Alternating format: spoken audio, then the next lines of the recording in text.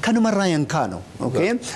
Political drivenity Bible translation. In Bible translation in erga waaqa jira erga saasani odorra non jedhin dogogorin namni akka sirriitti isaa galu afaan saatiin hoo ittimte isaaf isin gala sanifu waan tokko waaqni afaan nama dubbata ስለዚህ afaan saanii saniin akka waaqa dhagahan gochuudha nu gargaara jechuudha translationiin waan tokko kana hanan biraa moo maal seete namni waan keessa waan garaa keessa qabu kana sirriitti ibsuus danda'u sirriitti haasa'uus danda'u maalin seete afaan saatiin afaan hiikeni ammas gaaffii tokko si gaafadha ati ingiliffa akka beektu beeka oromiffa beekta amaariffas beekta ingiliffaan abjuu argitee beekta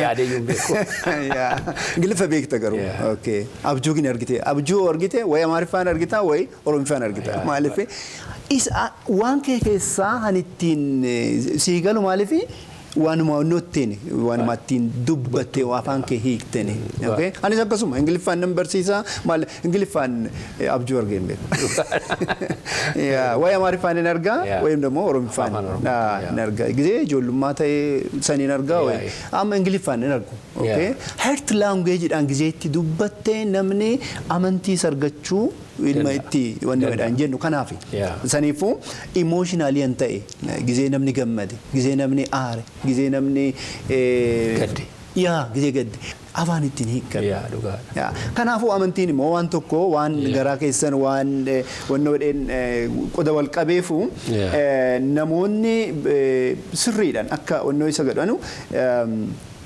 translationin baay'ee nu barbaachisa jechuudha sadaffaa maal kaasuu dandeenya nuyi akka amantaa kiristaanatitti saba keenya keessaan jirru maaliif ergaa waaqaa akka nama hundumaafuu ga'u geechisuudhaaf hin jirru missionary dha nuyi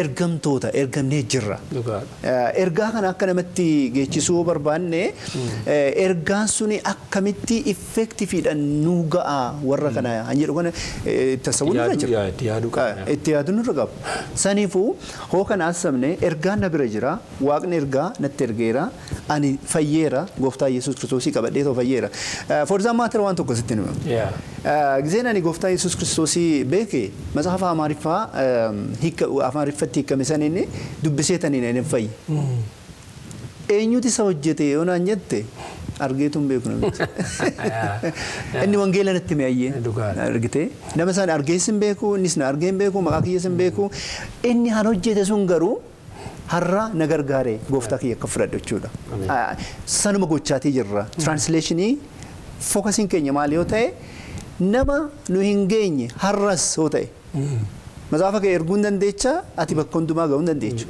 okay ammas nuyi garuu waanuma hoggaa meeqaan asirra onnoo hennu anjiraan hoggaa gabaabadhaa miti gisee nuyi dabarresi namni fayyuutu irra jira namni ganaa dhalatus fayyuutu irra jira isaanii natural resource management irratti waan jedhu tokko jira use your resource without compromising the coming generation an jedhamtu warri dhufus hin jira waan qabdu kana gisee ittiin fayyadamtu warri si booda dhufus jira isaanis sammuu kee keessa godhe itoo fayyadamuu an jedhamu jechuudha sirriitti deebiseeraan deebisne I'm not quite sure akkasam jedhu tokko jira nuyi ergaa qabna ergaan keenya zalaalamiidha barabaraan ergaan kuni nama hundumattuu darbuutu irra jira kana gochuu barbaanne translationiin baay'ee barbaachisa jechuudha waan sadi kaasuu dandeenya waan tokko hin jenne malee waaqni afaan namaa dubbata. Afaan Oromoo dubbatan jenne. Oromoonis gizee nama ta'e afaan Oromootis hin dubbata. Afaan Amaariffaatiin dubbatan jenne. Warri Amaareenis itti dubbata. Nama gizee ta'ee fi itti dubbata. Namni waan tokko illee sii kaasuu hin danda'amma. Nuyi akkuma siin jedhetti afaan 24 irratti illee jijjiiraa jirru miti. Geediyoo irratti jijjiiraa jirra amma. Burjii irratti jijjiiraa jirra. Afaan burjii dubbata waaqni jechuudha. Namni burjii beeku suni maaliif ganaa Amaariffaa baratee akkamitti jedha maal jedha?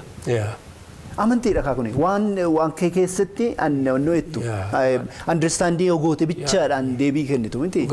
San wajjii maaliif rakkata? Saniifuu afaan isaatiitti jijjiiramee fi ergaan waaqaa hoo dhufee fi inuma isaa galaa amanuudha baay'ee illee isa wannoo isatti qallalee jechuudha. Easy taaf jechuudha. Saniifuu missionaaliidha waaqni afaan namaa dubbata. Namnis immoo kan isaa hangaraa isaa itti dubbatus hangaraa isaatiitti amanatus hoo afaan isaatii itti himte. Afaan isaa promootii gochuu miti. Ergaa keenya afaan isaatiin geechisuutu nurra jira. Responsibility san qabnu. Saniif baay'ee dubbii barbaachisu jechuudha. Dhugaadha baay'ee dubbii guddaadha. Barbaachisummaa yookaan immoo importance Bible translation kuni akkuma dhaggeeffattoonni keenya hordofaa jirtanii buleessi keenya lamuun dubbii guddaa nu kaasaa jira. Afaan namaa dubbata yeroo jennu namas waaqa tuume namnis immoo akka afaan dubbatu waaqa tuume jechuudha. Kuni loojikali ilaaluu dandeenya. Kanaaf waan afaan ol baasee guddaa godhee ilaaluun qabu, afaan gabbuusee ilaaluun qabu, nama ol guddisee ilaaluun qabu, nama gatti qeessee ilaaluun qabu. Hundumtuu uumama Waaqayyooti. Kanaaf Waaqayyoon buleessi keenya yeroo afaan namaatti dubbata jechuun isaa maalidha? Namni afaan Waaqayyoon uumee itti namni dubbata sanii itti dubbatee akka galuuf godha. Amma dhumarratti akkuma dubbachaa ture namni rakkachuun irra hin jiraatu wangeela dhaga'uudhaaf. Salphaadhumatti afaan ati beektu yeroo sitti himamu wangeela sirriitti dubbatta. Jalqaba duwwaa miti kun ittiin illee guddachuudhaaf dubbiin kun wal fakkaataadha. Afaan beektu yeroo macaafni qulqulluun barattu ittiin guddatta ittiin hubatta. Naanna'ee ga'umsi isaa maali ilmoo Waaqayyoo ta'uudhaan ilmoo gooftaa keenya Yesuus Kiristoos ta'uudhaan guddachuudhaaf. Kanaaf translationiin kun yookaan hiikuun kun baay'ee barbaachisaa akka ta'e amma buleessa keenya irraa hubachaa jira. Hojii kanarratti hojjechaa jiru Waaqayyoon isaan haa eebbisu. Kanaaf addunyaa irratti ergamtoota babal'isuudhaaf karaa adda addaatiin namoonni hubannaa qaban akka cimsatan gochuudhaaf afaan isaaniitiin akka hubatan gochuudhaaf wangeelli karaa adda addaatiin saba biyya keenya keessatti amma karaa baay'eedhaan wangeelli akka hiikamaa jiru yookaan translate akka ta'aa jiru buleessa keenya lamuun dubbachaa jira. Kuni baay'ee abdii guddaa namaa kenna saba Waaqayyoo biyya keenya keessatti maaliifi fayyinni guddaan ilmoo namaatiif fayyina hafuuraati. Itti aansee immoo fayyina lafa kanarratti illee qabu namni Waaqa wajjin araaramee jiraachuudha. Biyya keenyaaf illee barbaachisaan dubbii Waaqayyooti saba hundaaf.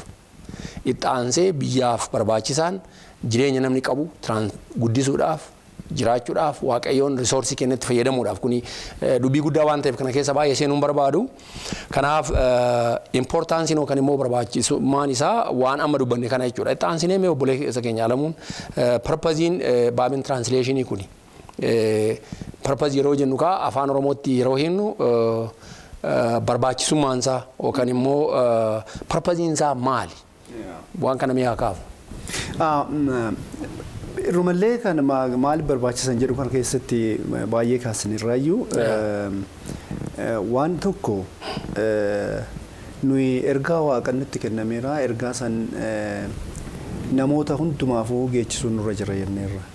Missionaalii hin jenne jechuudha. Purpose isaanii maali? Missionaaliidha. Amantaan kiristaanaa biyya baay'ee keessatti babal'ataatii jiru maaliif Bible translation godha jiru. Amma waan baay'eellee ilma kaasnaa gara fuulduraattis gizee waan tokkorree deebisuun irra jiru waan tokko purpose keenya tokkuma missionaalidha. Missionaalidha. Ergaa Waaqaa missioniin ergamuu jechuudha miti ergamuudha. Nu ergamneerra. Gooftaa Yesuus Kiristoos gizee qabannee gizee fudhannee qabneetu maaliif anas jiraannu jedhame ergaa Waaqaa geechisuudhaaf nama hundumaafuu an jiraannu jechuudha. Saniifuu ergaan karaa tokko ergaan ittiin geechisnu maali yoo jedhame translationidha.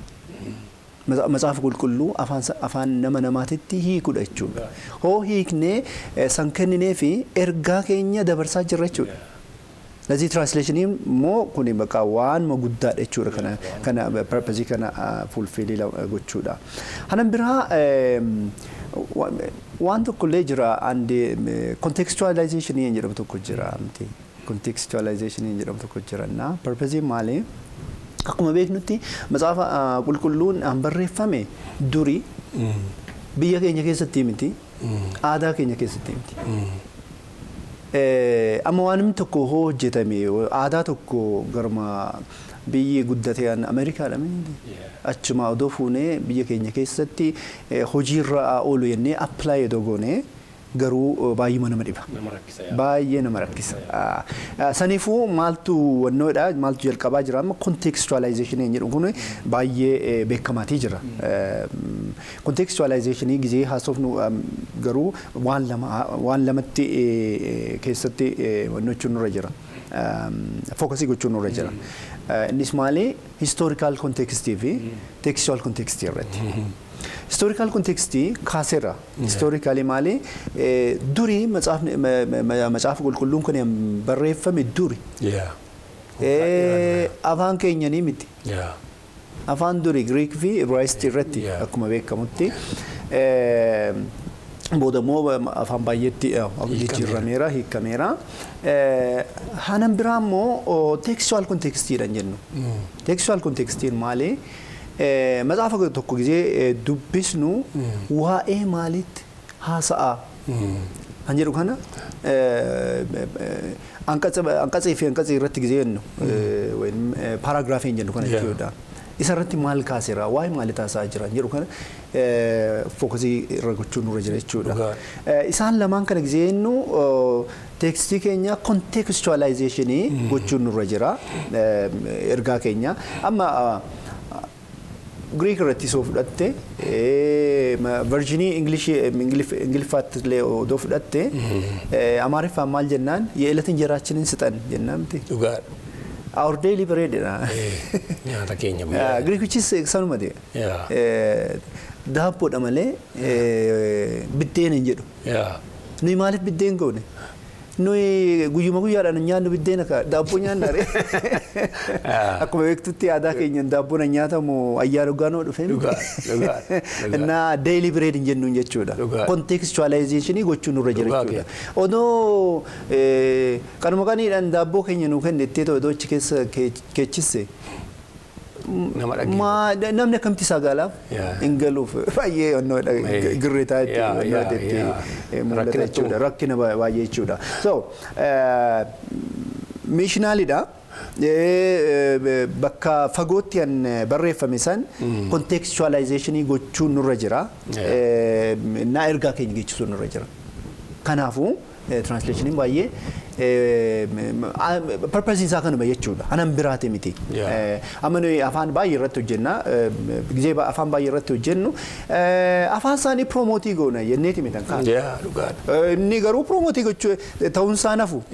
Maaliif afaan isaanii saniin dubbatanii afaan isaanii saniin wal galanii afaan isaanii saniin waaqa kadhatanii afaan isaanii saniin tajaajila isaanii kennanii.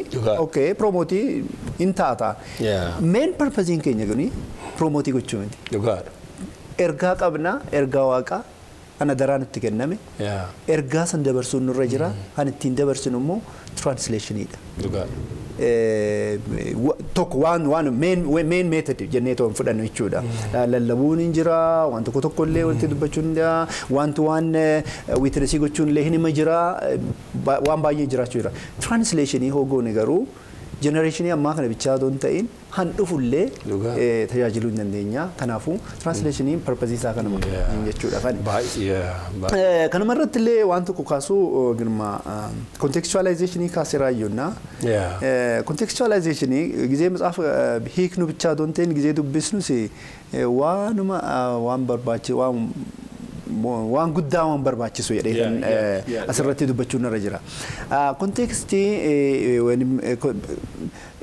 በአማርኛ አውዲ እና ሚቲ አውዲ ረቲ Tukurtii gochuu dadhabne dadhabne ngoone dogonkora guddaa keessatti seenne dheetan yaada. Amma gisee maariffaan waan tokkon dubbisa. Galaatiyaa boqonnaa 5 fi lakkoofsa 12 keessatti የሚያውቋችሁ ሁሉ ይቆረጡ ጀዳ ከነ ካሴቲ አማርፍ keessattis garuu garma kaaseet maal jedha diinni keenya seexanni hiramiti inni nurra hakutamu jedheetuma isma abaarattiin kana wannoo dheetoo kana qabate garuu binuma beekama kun namni illee baay'ee nama beeksisa nama agarsiisan utaa wadheetan malee kontekstiin beekuun waan guddaadha gizee hiiknu bichaa doon ta'in gizee dubbisuusi kontekstiin eeguun baay'ee nurra jira waanuma baay'ee dogongora keessa seedhani literature type isaatis beekuun nurra jira amma literature irratti okay inni waanuma wannoo keessa nu seessa inuma irraa deebi'e sarra literaturein suni adda addaani amma hyperbole jennu injira maarifaadhaan ginnati jennu kana injira personification jennu inni majira personification saunya zaybe akkuma nama akka ta'u gochuudha nama waan namni hin taane akka namaa ta'u akka ta'u maal jedhee amma እናንተ ተራሮች ለምን ዘለላችሁ እናንተ ኮረብቶች ለምን አጨበጨባችሁ ጀራማ ቱሉ ከምቱ አጨበጨ አርከዳዬ ቤከ ኤምቤኮ ፐርሶኒፊኬሽን ይግዜ ጎኖ እቹን ካነ ስለ ቤኩ ኑሮ ጅራ ፐርሶኒፊኬሽን ሊትሬቸር ኮሚቴ እና ሳውኝ ነው ካና ባየቱ ቤኩ ኑሮ ጅራ ጀሬታን ዱበዳ ኮንቴክስት is key የኔ ዱበነ እቹዳ waan guddaadhaan nuti kaafte waan isii eebbisu odeessa keenya lamu dubbii guddaan asirra jiru maali akkuma dhaggeeffachaa jirtanii saba waaqayyoo purpose yookaan translation kun maaliif barbaachise yookaan purpose isaa maali yeroo jennu nama dubbii guddaa kaaseera odeessa keenya lamu amma biyyuma keenya keessatti bakka adda addaatti wanni argaa jiru namoonni yeroo macaafa qulqulluu dubbisan yeroo barsiisan yeroo dhaggeeffatan viidiyoo adda addaa YouTube irraa televiziyoonii adda addaa irraa kontekstii kana yookaan immoo akkaataa obboleessi keenya hime historical yookaan immoo seenaasaa yookaan immoo akka qabiyyee dubbiitti hoo hubachuu baanne balaan inni fidu guddaa nama fakkeenya tokko nu kaasee ture fakkeenyi kun baay'ee dubbii guddaadha jedhee yaada anillee fakkeenyuma tokkotti dabaluudhaaf fakkeenyaaf bara Qorontoos uummata Qorontoositti waaqayyoon yeroo dubbatu deebii Phaawulos akka deebisu yeroo godhuu fi amma bara nu keessa jiru kanatti akkaataan itti dubbatu garaagarummaa akka qabu biyyi nu keessa jiru adda bara nu keessa jiru adda namni afaan itti dubbachaa jiru afaan addaati kana jechuun garuu asirratti waan namni sirriitti hubachuu qabu maali obboleessi keenya amma akkuma ibsaa ture namoonni matsaafni bara baraan geeddaramu jechuudha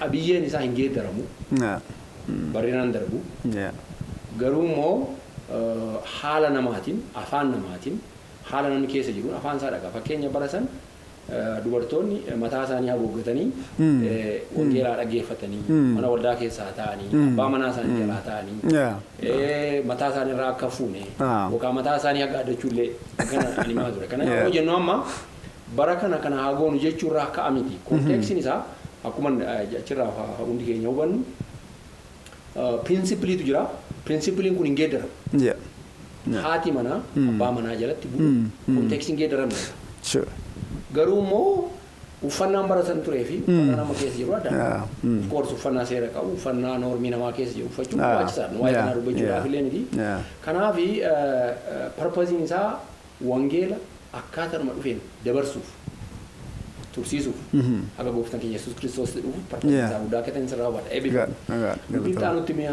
ceenu key element yookaan immoo dubbii baay'ee qulfii ta'an translationii kana jijjiiruudhaaf dubbiin ijoo ta'an akka jiran hubachaa jira mee waa'ee kanaa immoo waan hin jettu mukaati.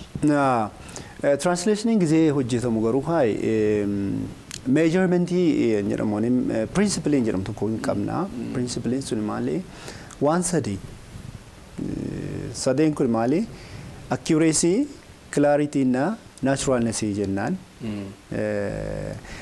maal sirrii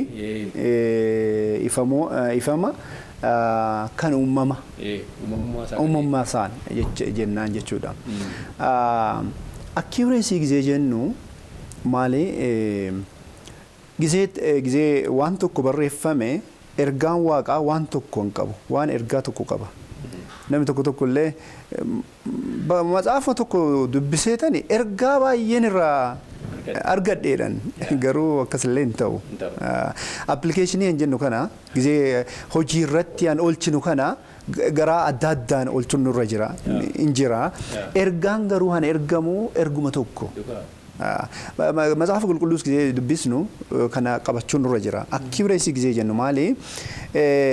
Authoriin gizee jalqabu san irratti gizee an barreeffame an dabarsuu barbaade ergaan suni maali an jedhu kana argachuun nurra jira. Accuracy hin jennu isa kana.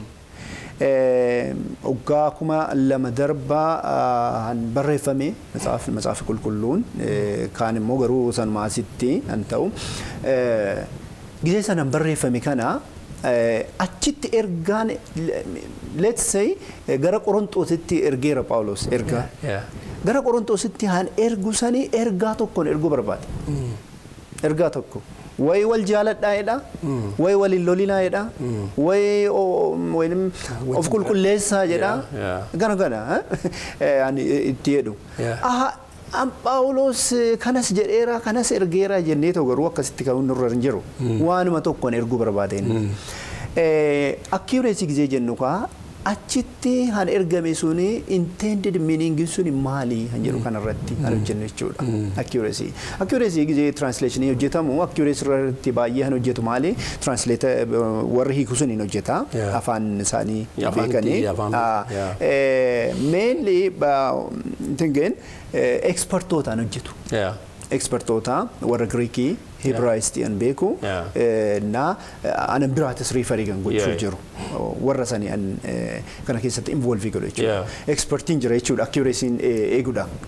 Sirrii akka ta'e an hiikame suni an Oromiffaatitti san dabarsu achirratti gizee san isan Greek irratti dabarse waan tokko ta'utu irra jira.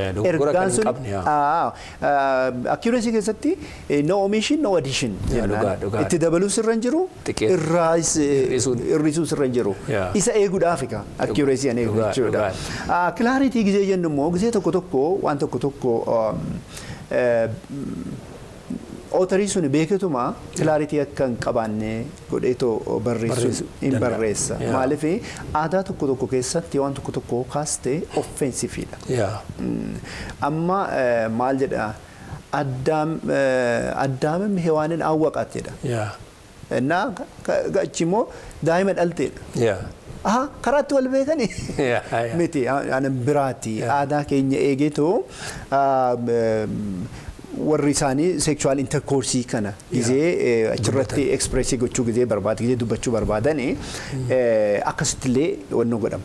Kuni kaa intentionally clear yaltadaraga intentionally akka inifne akka alambaane godhamu kana jechuudha. Achirratti gizee baay'ee gini translationii keessatti clarity is very important. Namni beekutu irra jira. Ifuma haasaa ifama qabaachuutu irra jira translationiin. Ifama kana eenyutu eege yoo jette waan lama eega. Involve eenyutu isa keessatti hirata waan translationii hojjennu gizee jenne warri Ibraayistii beeku Giriikii beeku irratti involve godha. Warri immoo leenjii fudhateetoo afaan isaanii beekan translators an jedhu kana isaan involve godha. Hanan biraa immoo warra afaan isaanii dubbatu. Dhaqxeet itti himta waan tokko gizee itti himte gurbaa akkana jedhamu osiin jedhani naturally miti jechuudha.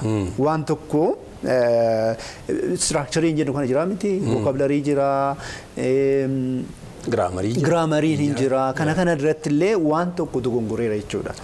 Amma isaan eenyutu isaan gargaara warra hiiku kana warra dubbatu uummata dubbatu santi isaan dhugaadha. Amma clarity lachuu expertiinis hin gaafata. Kuni si ifameera wannoon jedhu veeging hin taane jedheetoo hin gaafata. Translator'n feedbackii kennanii saniichitti immoo uummanni isaan gaafata. Naturalness irratti eenyutu hojjette naturalness afaan warra dubbatu sani. Uummata afaan dubbatu sani.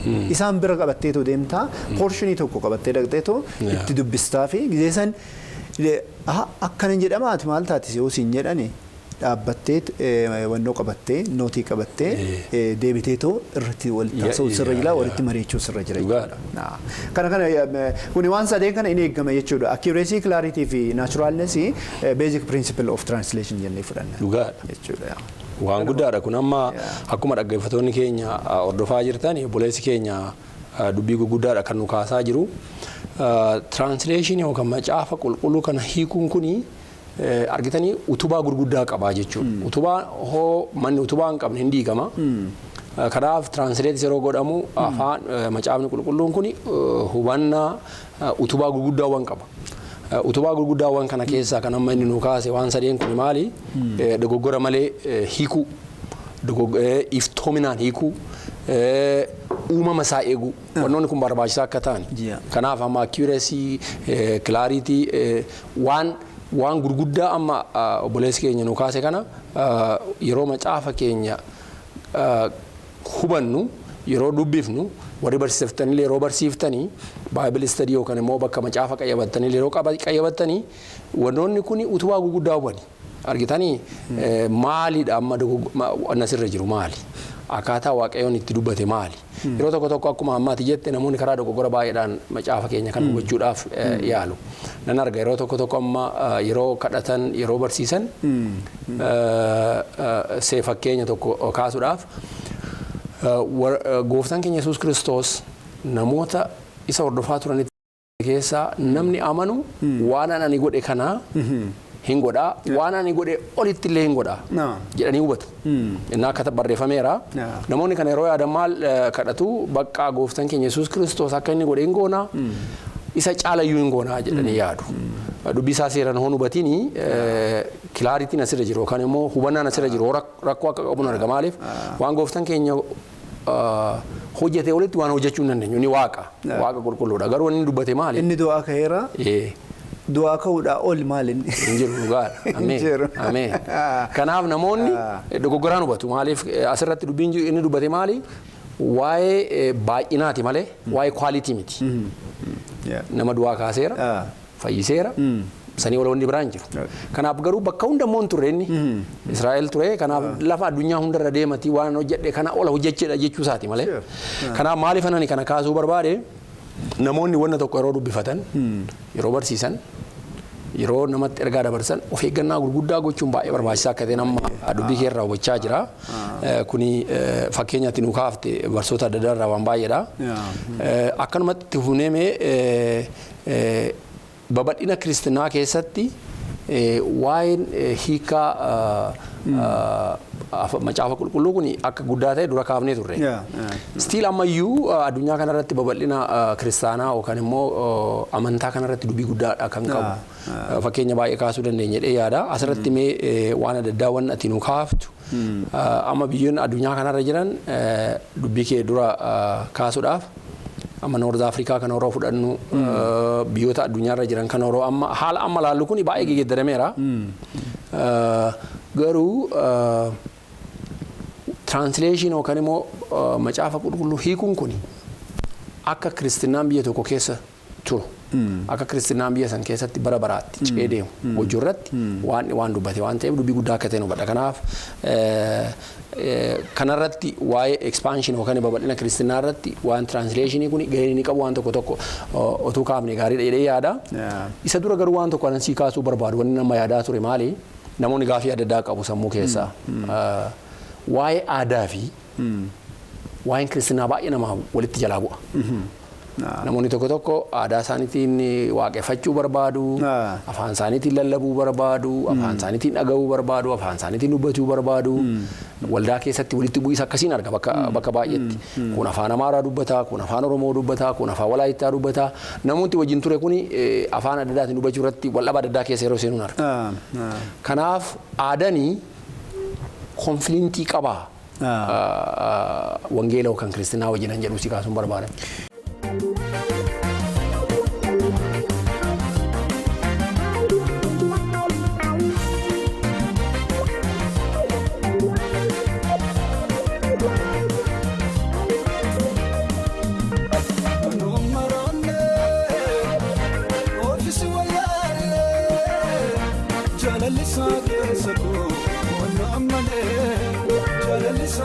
سمو وفمل أنا أمراني وفي سوالي